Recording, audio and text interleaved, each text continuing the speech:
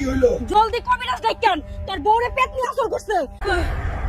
সাংঘাতিক, তোর বউরে বামুনবাড়ির সবচেয়ে খারাপ পেতনিটাই ধরছে। এই পেতনি ধরলে আর রক্ষা নাই। বাবা এখন কি করুম? আমার বউরে এই পেতনির আসর থেকে কেমনে মুক্ত করমু? উপায় একটা আছে, কিন্তু অনেক কঠিন কাজ। পারবি? অবশ্যই পারুম, বউরে বাঁচানোর জন্য সব করতে পারুম। তাইলে হন, তোরে ওই পুরানা বামুন বাড়িতে যায় ওই পেতনিটা ধরতে হইব, তারপর ওই পেতনির চুলের বেনি কাটটা লই আইতে হইব।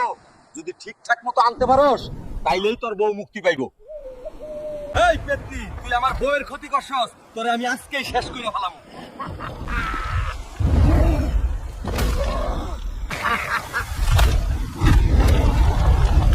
নারা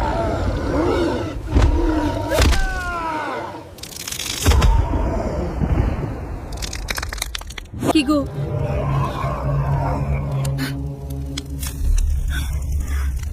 তুমি আসছো?